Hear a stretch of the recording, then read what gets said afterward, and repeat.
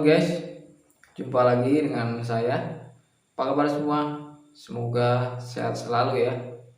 Oke, kali ini aku mau bahas ya telat bayar di pinjaman online, lalu ganti nomor seperti itu ya.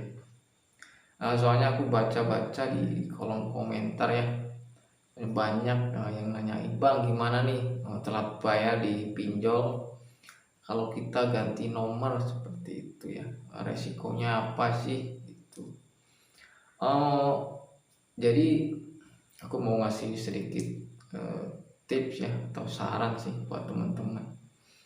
Jadi kalau kita telat bayar di pinjol ya, pasti waktu awal-awal kita jatuh tempo tuh, hari satu, hari kedua setelah jatuh tempo, pastinya kita akan diteleponin ya, diteleponin setiap hari, di SMS-in, baik itu lewat WhatsApp ataupun SMS ya.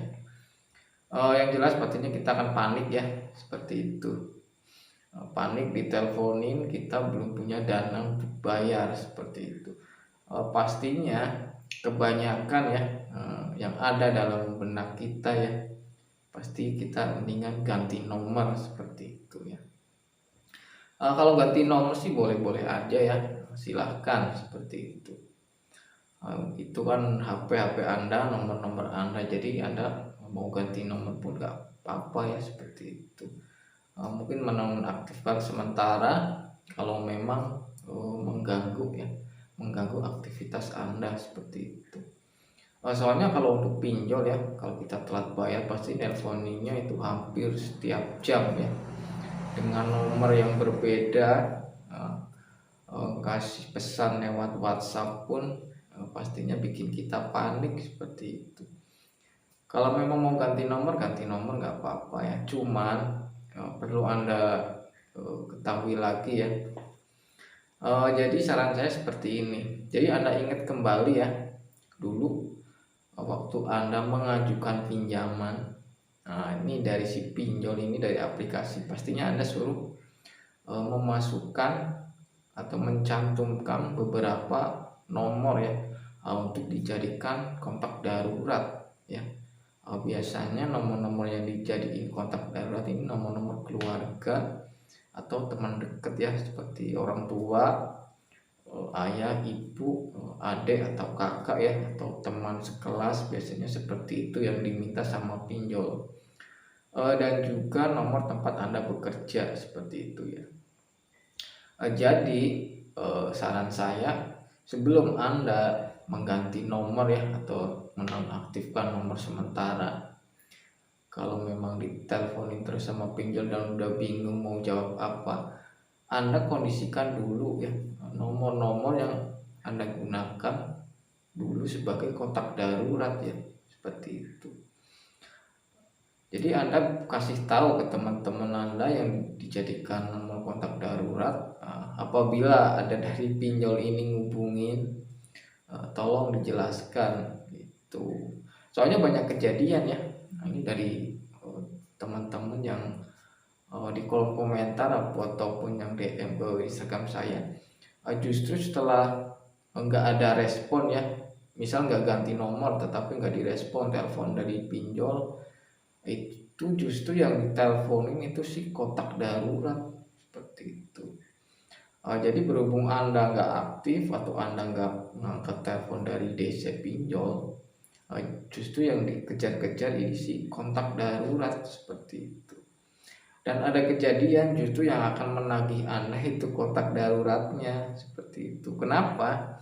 Karena saat Anda nggak ada respon, Anda nggak aktif, si DC pinjol pun ikut panik ya, seperti itu. Panik dalam arti bahwa ini kok orang ditagih nomornya nggak aktif, nggak mau ngangkat, pastinya sama-sama panik. Anda panik, si DC pinjol pun ikut panik seperti itu. Makanya dari DC pinjol ini pasti menghubungi ke nomor-nomor yang Anda jadikan sebagai kontak darurat seperti itu. Sedangkan kontak darurat kalau udah diteleponin, udah di SMS-in setiap hari, pastinya risih ya. Risihnya kenapa? Nggak punya utang, diteleponin, Biasanya sih kalimatnya tolong sampaikan kepada ya saudara si A, punya utang di aplikasi apa seperti itu. Tolong sampaikan seperti itu. Atau enggak kadang di telepon ya si kontak daruratnya, Pak Ibu, tolong sampaikan ke saudara si A ini punya utang di tagihan ini seperti itu. Anda dijaminkan sebagai kontak darurat. Biasanya seperti itu. Jadi si kontak darurat pastinya akan bertanya ke Anda seperti itu. Gimana nih punya utang gitu kan. Oh, nelponin terus sama saya nih, risih seperti itu kan, mengganggu.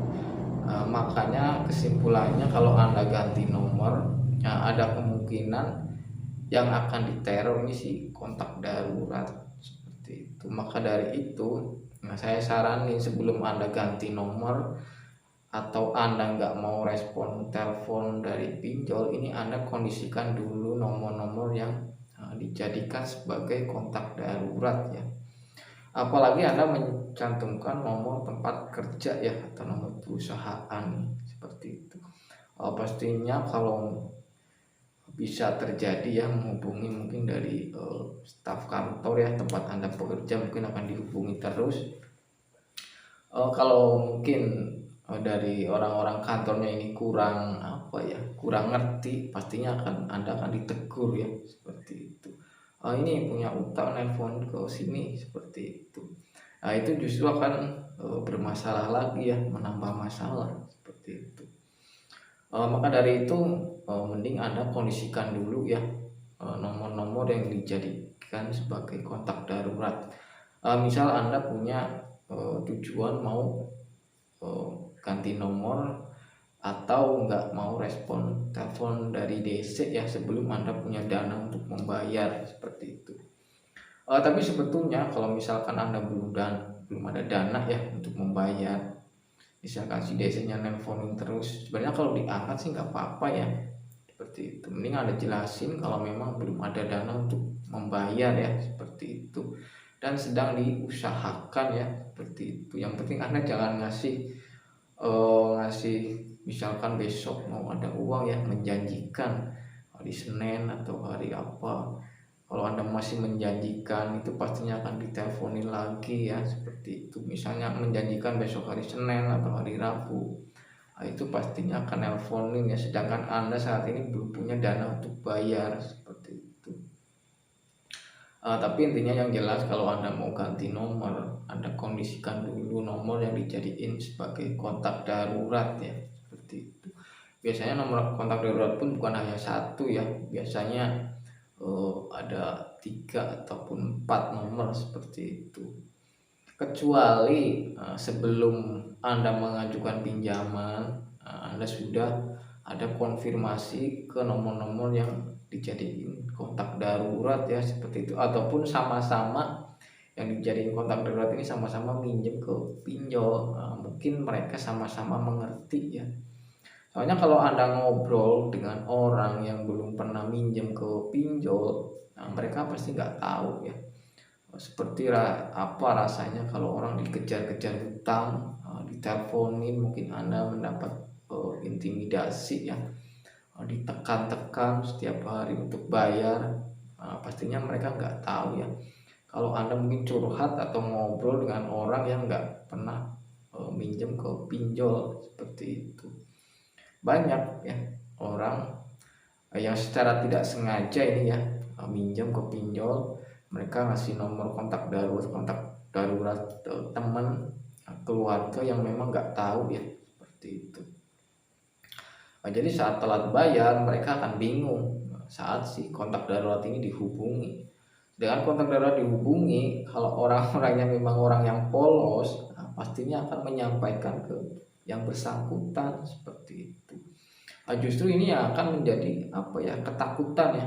Takut dalam hati, mungkin Anda akan malu, Anda akan berpikir yang di luar logika ya, saling yang lebih takut seperti itu. Soalnya si kontak darurat ini justru akan menekan Anda ya. Kalau belum ada komit sebelumnya seperti itu. Maka saran saya kalau Anda mau ganti nomor atau Anda nggak mau respon telepon atau SMS dari DC, Anda kondisikan dulu nomor-nomor yang jadiin kontak darurat ya, seperti itu. Karena kenapa? Kalau enggak pastinya kontak darurat yang akan diteror setiap hari ya, yang diteleponin seperti itu. Maka dari itu yang jelas, kalau kita mau ganti nomor nggak apa-apa ya, yang penting Anda kondisikan ya, supaya apa? Supaya enak semuanya ya, kontak daruratnya enak, Anda pun nggak jadi beban pikiran seperti itu.